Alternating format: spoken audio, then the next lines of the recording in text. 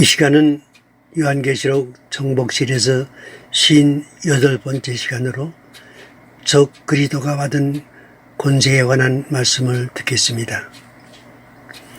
적 그리스도의 등장과 그의 활동은 종말론 연구에 대단히 중요한 부분입니다. 적 그리스도를 제쳐놓고는 인류의 종말은 아무런 의미도 없는 것입니다.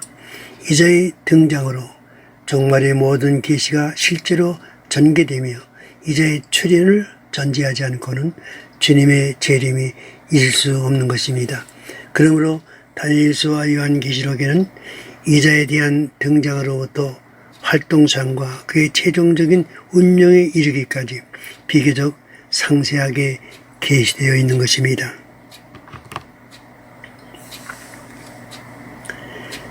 적 그리스도는 역사적 사건으로 정해진 시기에 뚜렷한 모습으로 세상에 자신을 나타내는 일로 적 그리스도로서의 그의 활동을 시작하게 될 것입니다. 우리가 가장 주목할 바로는 그의 머리 하나가 상하여 죽게 된 것 같더니 그 죽게 되었던 상처가 나오매란 말씀입니다. 성경에서는 적 그리스도의 존재나 그의 등장에 관한 일이 있어서 완전히 비밀에 붙여두신 것이 아닙니다. 적 그리스도의 등장 모습을 그의 머리 하나가 상하여 죽게 된 것 같더니 그 죽게 되었던 상처가 나오며 온 땅에 놀랍게 여겨 짐승을 따르고 용이 짐승에게 권세를 주므로 용에게 경배하며 짐승에게 경배하여 이르되 누가 이 짐승과 같으뇨 누가 능히 이와 더불어 싸우리 하더라는 말씀에서 보여주셨습니다. 어떤 특정한 사람이 온 세상 사람들이 바라보는 가운데 공개적으로 죽었다가 공개적으로 다시 살아나서 활동하는 일은 유사일에 이 적 그리스도의 경우가 초유의 일이 될 것입니다. 그러므로 이런 증거 이상 더 명확하고 분명한 증거는 없을 것입니다. 그런데 문제는 세상에서 이자에게 대하는 태도인 것입니다. 세상 사람들은 이런 일을 놀랍게 여기면서 이자를 따른다고 했습니다.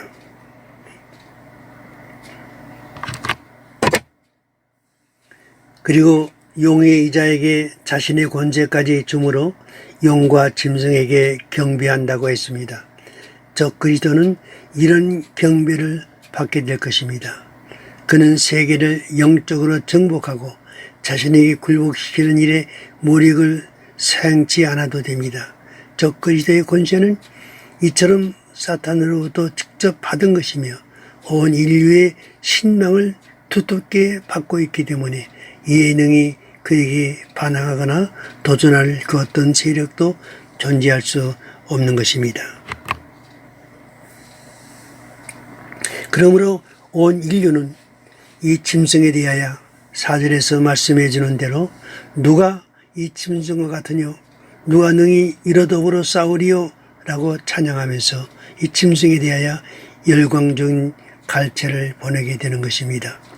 적 그리스도는 사탄으로부터 42달 동안 일할 권세를 받았다고 했습니다. 이 42달이라는 기간은 혹은 1260일 혹은 한 때와 두 때와 반 때 등과 같은 기간을 말합니다. 그런데 이 기간이 실제적 기간이냐 아니면 상징적 기간이냐 하는 문제는 단순하게 다룰 문제가 아닙니다. 그러나 이 기간이 실제적으로 계산되는